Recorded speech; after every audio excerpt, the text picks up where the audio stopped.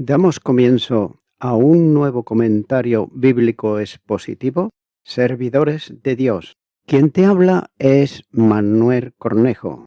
En esta ocasión estaré compartiendo en el Evangelio de Mateo, capítulo 12 y versículo 23, donde dice: «Y toda la gente estaba atónita y decía: ¿será este aquel hijo de David?».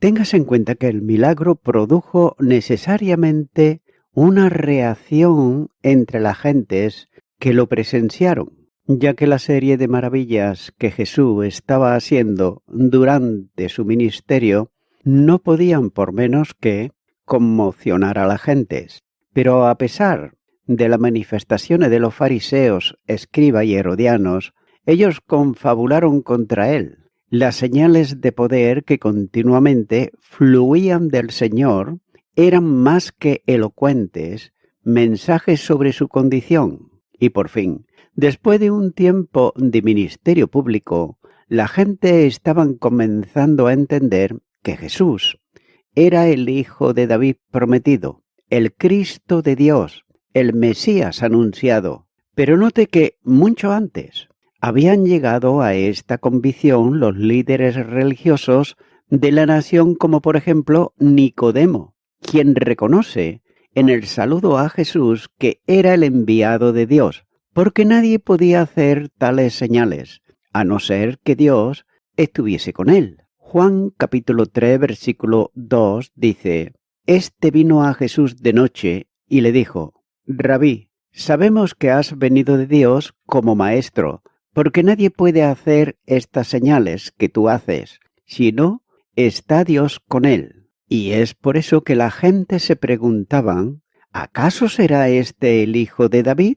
La pregunta en el texto griego está establecida de tal forma que pudiera hacer esperar una respuesta negativa. Las gentes, note que al formular la pregunta lo hacían con un sentimiento de profunda duda, porque Jesús no se ajustaba a las expectativas que tenían y que les habían sido enseñadas en relación con el Mesías victorioso, ya que Jesús era un hombre como del pueblo, con una impactante sabiduría, con impresionantes enseñanzas y con hechos potentosos que hacía cada día, pero no era el guerrero victorioso que llevaría a Israel a ocupar el puesto de preponderancia mundial entre las naciones, echando fuera de su territorio a los enemigos que la ocupaban y subyugaban a la nación,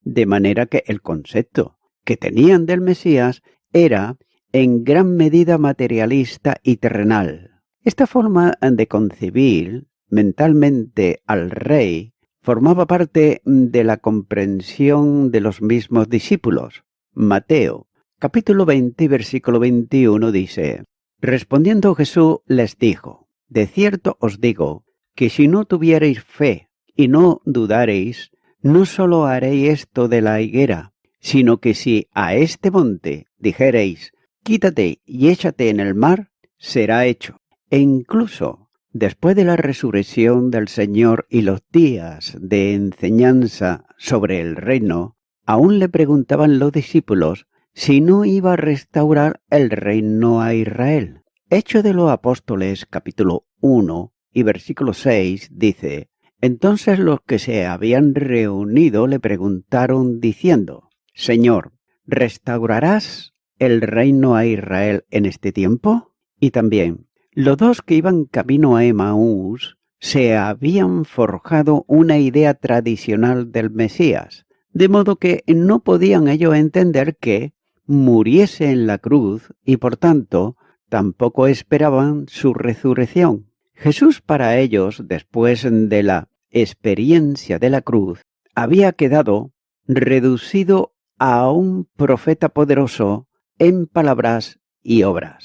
Lucas capítulo 24 versículo 19 dice: «Entonces él les dijo: ¿qué cosas?». Y ellos le dijeron: «De Jesús Nazareno, que fue varón profeta, poderoso en obra y en palabra delante de Dios y de todo el pueblo». pero note que en modo alguno era aquel que según su pensamiento iba a redimir a Israel. Lucas, capítulo 24, versículo 21, dice: pero nosotros esperábamos que Él era el que había de redimir a Israel. Y ahora, además de todo esto, hoy es ya el tercer día que esto ha acontecido. Y también de la misma manera ocurría con las gentes que presenciaban los hechos potentosos de Cristo, ya que por un lado estaba la evidencia de milagros que ninguno había realizado jamás en la historia de Israel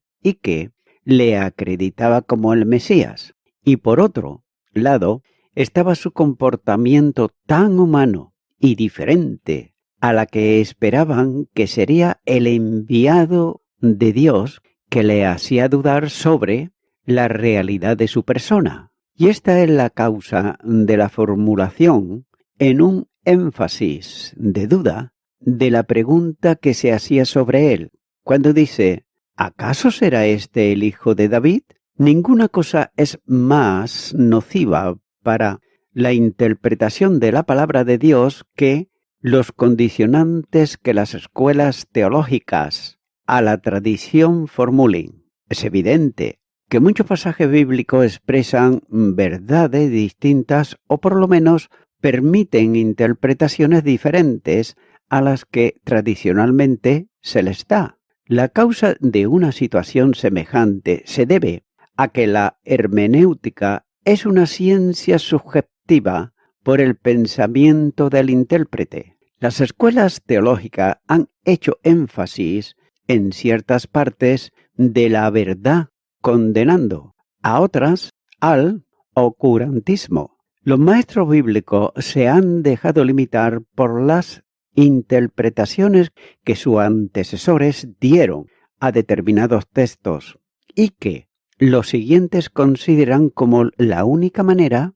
de entenderlos.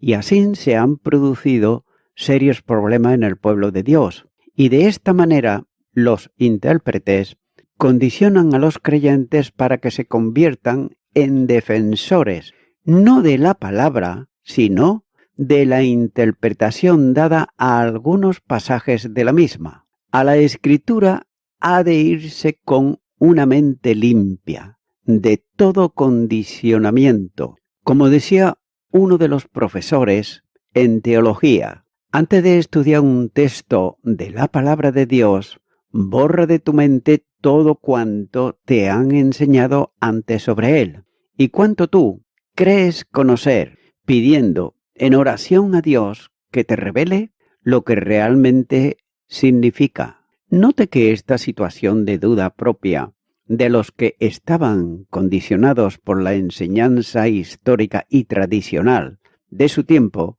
traía como resultado una notoria indefinición sobre quién era realmente Jesús. Era un pueblo ignorante de la verdad, porque la verdad había sido enseñada parcialmente. Y note que así ocurre también con muchos cristianos, que han sido sometidos por años a una determinada enseñanza, es decir, una verdad parcial sobre algún punto de la Escritura, y ya se sienten inseguros e incluso experimentan sentimientos de culpabilidad cuando no le encaja la interpretación tradicional con la que ellos descubren en la palabra de Dios. La Iglesia necesita maestros sanos, llenos del Espíritu de Dios, que interpreten la Biblia y la enseñen a los creyentes sin ningún tipo de condicionantes tradicional.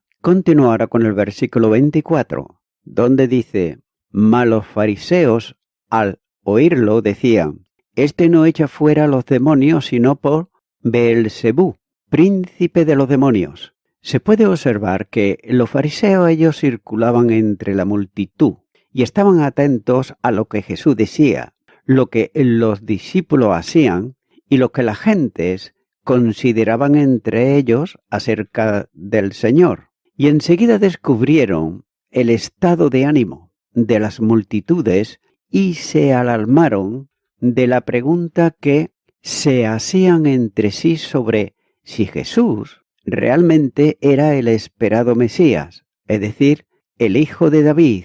Y los fariseos, al oírlo, ellos no podían negar el milagro hecho, tampoco tenían razón alguna para enfrentarse a Jesús, porque no había hecho sino un bien, más de los muchos que hacía cada día, pero podían desprestigiar a Cristo murmurando y calumniándolo entre las gentes. No se enfrentan directamente a él, pero lo calumnian a sus espaldas. Note que también hablan de él despectivamente, sin mencionarlo por nombre, simplemente señalándolo a las gentes como este. Una sencilla enseñanza se desprende de la malvada actitud de los fariseos que trataban con desprecio y desdén a quienes consideraban ellos sus opositores, ya que el desprecio contra otro es una manifestación de arrogancia que debiera de estar fuera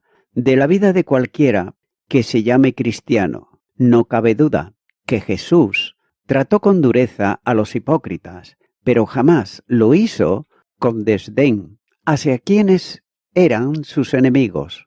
Y una afirmación blasfema hacían ellos circular entre las gentes para referirse a los milagros del Señor, acusándolo de ser un aliado de Satanás y actuar con su poder y autoridad, cuando decían que no echa fuera los demonios sino por el poder de Belcebú, príncipe de los demonios. Note que estaban acusando al Señor de endemoniado, pero es sorprendente observar también en la lectura del texto griego que la idea no es tanto de una influencia externa sobre el Señor, sino de una alianza interna sobre si Satanás estuviese operando en él y por medio de él, dándole el poder diabólico para hacer milagros mentirosos, controlando sus acciones. Pero Jesús mismo enseña esto, cuando más adelante dice que sus enemigos estaban llamándole Belcebú, versículo 25, la mentira impía.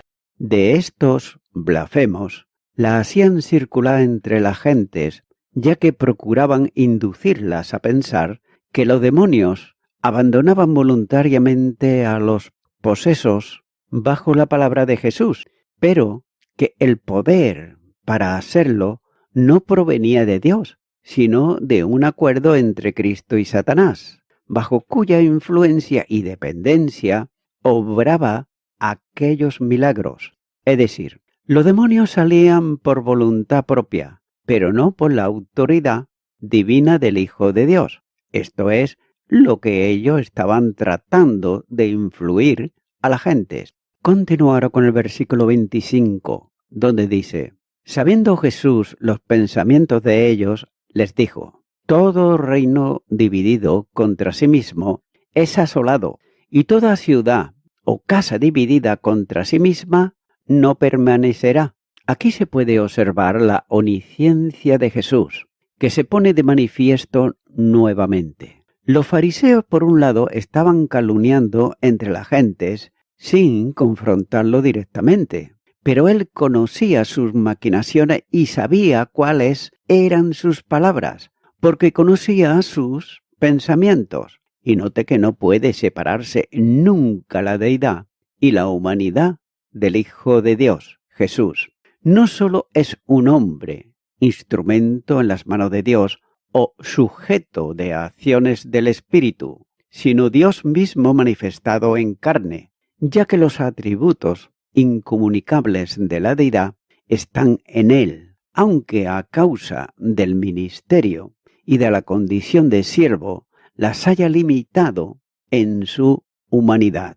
La omnisciencia ponía delante de él los pensamientos de sus enemigos, ya que pretendían influenciar a las gentes en contra de Jesús, pero él los conocía, no solo lo que pensaban, sino también lo que hacían y las intenciones que movían a sus acciones. Por tanto, Cristo los enfrentó públicamente delante de las gentes, a quienes estaban engañando con insinuaciones mentirosas y palabras blasfemas. Y Jesús va a responder a los fariseos, ya que les dijo, la respuesta del Señor es la respuesta de la lógica. Apela aquí al sentido común de las gentes, sobre lo que ocurre cuando se produce un conflicto interno en el campo de los mismos intereses. Entonces, un reino que radica, se divide en luchas fratricidas, tarde o temprano se destruye. Los enfrentamientos producen quebrantamientos y las divisiones desolación. Y de la misma forma, lo que es en la mayor extensión del reino, lo es también en la menor de la ciudad y de la familia. Note que la sociedad actual conoce bien las consecuencias de familias divididas y matrimonios rotos. Y como decía Cicerón, solo es estable un reino y solo es firme una familia cuando no hay odios y divisiones en ellos. Por otro lado, los líderes en las iglesias saben también, por experiencia, las consecuencias de las divisiones en la congregación, que conducen al debilitamiento de la iglesia e incluso, en ocasiones, a la extinción de la misma. Es bien cierto el axioma que dice, divide y vencerás. Continúa ahora con el versículo 26, donde dice, y si Satanás echa fuera a Satanás, contra sí mismo está dividido. ¿Cómo pues permanecerá su reino? La aplicación de las primeras afirmaciones es bien sencilla, ya que si Satanás echa fuera de los endemoniados a los demonios, esto es, a Satanás mismo. Luego está dividido, es decir, se dividió, y en conflicto con sus propios intereses, y por tanto se destruirá a sí mismo y a su reino. Entonces, ¿cómo se tendrá en pie su reino? Note que la inconsecuencia de la insinuación farisaica queda manifestada, ya que si Jesús echaba fuera los demonios por Beelzebú, luego Satanás estaba luchando contra sí mismo en una carrera de destrucción. Y todavía más, echar fuera a los demonios que estaban obrando malignidades, generando angustia y abatimiento a los hombres por Beelzebú, el líder o príncipe de ellos, estaría desautorizando y deshaciendo la obra de ellos y por tanto luchando contra los intereses básicos del reino de las tinieblas. En consecuencia, si la acusación de los fariseos era lógica y por tanto insostenible, en el sentido de hacer milagros por una alianza con Satanás, luego Jesús hacía aquellas obras en su propio poder divino. La misión que Jesús trajo al mundo era deshacer las obras del diablo. La primera carta de Juan, capítulo 3 y versículo 8 dice, el que practica el pecado es del diablo, porque el diablo peca desde el principio. Para esto apareció el Hijo de Dios, para deshacer las obras del diablo. La acción libertadora del poder del diablo sobrepasa las posibilidades de cualquier hombre y exige la presencia e intervención de Dios mismo en la persona del Hijo, de manera que la aparición de Jesucristo en el mundo de los hombres, desde el momento de su concepción, que se hizo visible en su nacimiento, tenía que ver con la destrucción del reino de Satanás y la liberación de quienes estaban sujetos por él a servidumbre. El Hijo de Dios se manifestó en el mundo de los hombres, como señala Juan capítulo 1 y versículo 14. Y además, vino para liberar a los esclavos del poder opresor de Satanás. Las obras no se han destruido en el sentido de hacerlas desaparecer, por cuanto Satanás sigue actuando actuando en el mundo hasta el tiempo en que sea atado y quede inactivo. Apocalipsis, capítulo 20, los versículos 2 y 3 dice: prendió al dragón, la serpiente antigua, que es el diablo y Satanás, y lo ató por 1000 años, y lo arrojó al abismo, y lo encerró y puso su sello sobre él, para que no engañase más a las naciones, hasta que fuesen cumplidos 1000 años, y después de esto debe ser desatado por un poco de tiempo. Es bueno observar que la operación redentora y libertadora de Cristo provee el poder al cristiano para no estar sujeto al pecado, instrumento en mano de Satanás.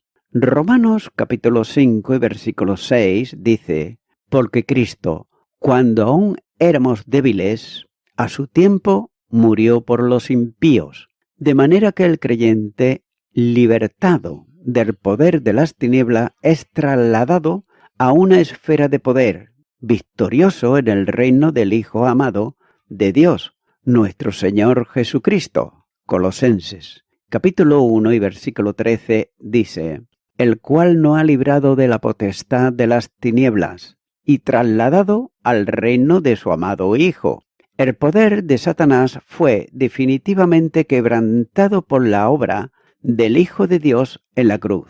Hebreos, capítulo 2, y los versículos 14 y 15 dice: así que, por cuanto los hijos participaron de carne y sangre, él también participó de lo mismo, para destruir por medio de la muerte al que tenía el imperio de la muerte, esto es, al diablo, y librar a todos los que por el temor de la muerte estaban durante toda la vida sujetos a servidumbre. Cuando un creyente practica el pecado voluntariamente, recuerde esto, voluntariamente, se está situando frontalmente en oposición a Cristo y a su obra. Y voy concluyendo con esto. Cuando hubo leído los pensamientos de ellos, dice la palabra, que Jesús pasó a exponer la insensatez de ellos, ya que observó que ningún reino, es decir, ni toda ciudad o casa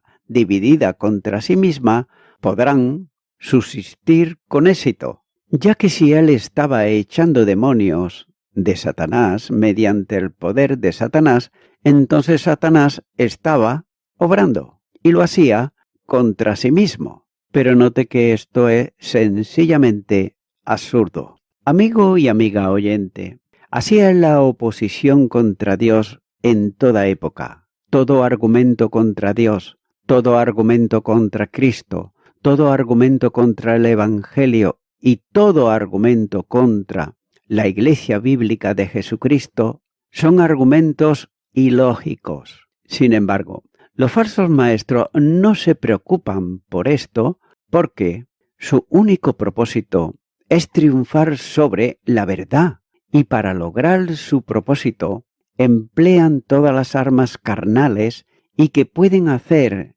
dudar a las personas incautas. Amigo y amiga oyente, yo sé que dejar las malas enseñanzas que hemos tenido durante años por haber creído inocentemente las enseñanzas de los falsos maestros, esto cuesta y cuesta mucho. Pero mi amigo, mi amiga oyente, es necesario que tú vengas a la auténtica fuente de la verdad, que es Jesucristo mismo. Él dijo: yo soy el camino, la verdad y la vida. No es ningún hombre, ninguna institución. Jesús es la verdad. Es el camino al cielo. No te va a llevar ninguna denominación, ninguna religión tampoco.